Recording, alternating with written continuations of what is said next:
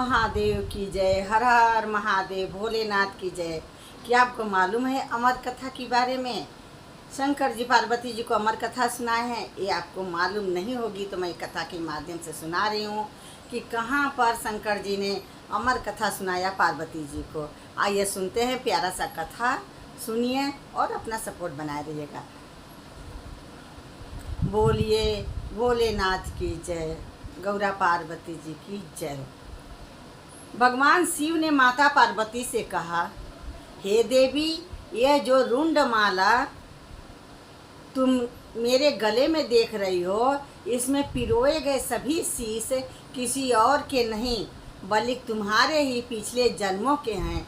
हे पार्वती, जो मैं रुंड माला पहन के घूमता रहता हूँ, ये मत सोचो कि मैं किसी और का माला पहना हूँ। ये तुम्हारा ही हर जन्मों का माला है, पहनी हूँ। सभी शीश किसी और के नहीं बल्कि तुम्हारे ही पिछले जन्मों के हैं। सभी शीश किसी और के नहीं हैं, तुम्हारे पिछले जन्म जितने जन्म हुए सबका शीश मैं अपने गले में पहना हुआ हूँ। जब जब तुमने इस धरती पर अवतार लिया और अपनी लीला पूरी करके देह त्यागी, तब तब तुम्हारे प्रति अपने प्रेम और स्मृति स्वरूप मैंने तुम्हारे उस मस्तक को इस माला में धारण कर लिया।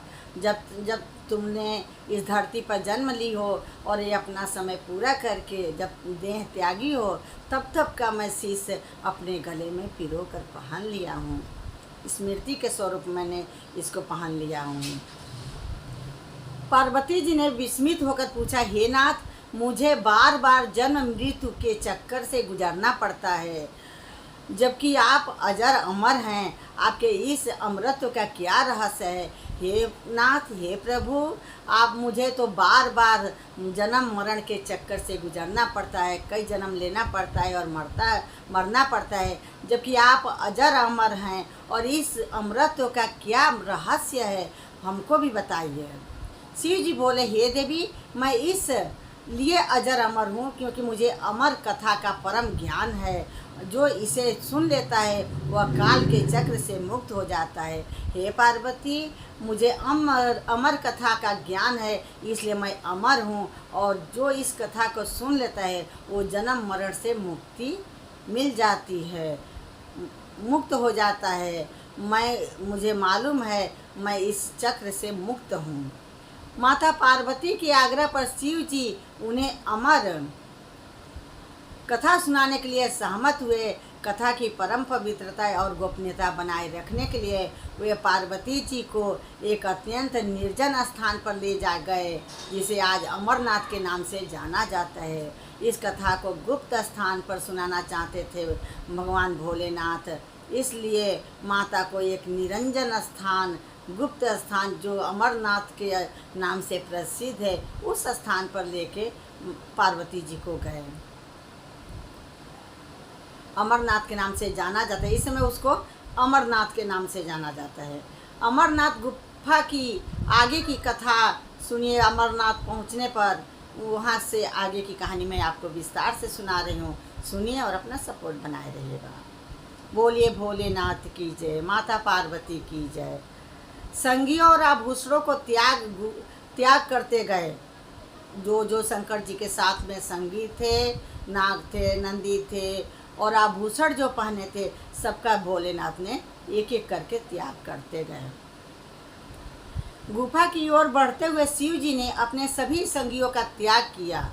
पहलगाम में नंदी को, चंदनबाड़ी में चंद्रमा को, शेषनाग झील पर सर्पों को छोड़ दिया। महागुड़स पर्वत पर गणेश जी को और पंचतरणी में पंचतत्वों को छोड़ दिया। पंचतरणी में पंचतत्वों को छोड़ दिया। अमर कथा का आरंभ गुफा में प्रवेश कर शिव जी ने चारों ओर अग्नि प्रज्वलित कर दी ताकि कोई अन्य जीव इसे न सुन सके। गुफा में प्रवेश किए और चारों तरफ अग्नि प्रज्वलित कर दिए कि ताकि कोई जीव जंतु मनुष्य कोई इस कथा को न सुन सके, केवल पार्वती जी को सुनाना चाहते थे। प्रवेश कर शिव जी ने सके। इसके बाद वे समाधिनस्थ होकर माता पार्वती को परम गूढ़ अमर कथा सुनाने लगे। उसके बाद आसन पे आसीन हो गए और माता पार्वती को समाधि में बैठ गए। माता पार्वती को अमर कथा सुनाने लगे। सुखदेव जी का अमर होना, सुखदेव जी कैसे अमर हुए, देखिए कथा के माध्यम से। कथा सुनते सुनते माता पार्वती जी को विश्राम की आवश्यकता महसूस हुई। कथा सुन रही थी, माता पार्वती जी बैठे बैठे थक गई। वो थोड़ा सोची कि मैं विश्राम कर लूँ, अब सोए सोए विश्राम करते ही कथा को सुनूंगी। विश्राम की आवश्यकता महसूस हुई और उन्हें नींद आ गई। परंतु गुफा के भीतर एक पक्षी के अंडे से निकला बच्चा उस कथा को सुन रहा था।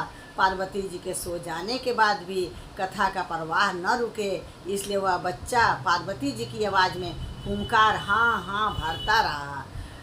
भोलेनाथ कथा कह रहे थे, पार्वती जी सो गई थी, लेकिन वो पक्षी का बच्चा जो था इस सोचे कि कथा न टूटे, शंकर जी तो ध्यान मग्न है, कथा सुना रहे हैं, उनको कोई सुध नहीं है कि पार्वती जी सोई हैं कि जगी है। तो बच्चा ने हुंकारी भरते हैं कथा में, वही हुंकारी भरने लगा, हाँ हाँ भरता रहा। जब कथा समाप्त हुई तो शिव जी ने देखा कि पार्वती जी सो रही हैं। तब उन्हें आभास हुआ कि कथा किसी और ने सुनी है। शिव जी ने क्रोधित होकर उस पक्षी के बच्चे पर अपना त्रिशूल चलाया।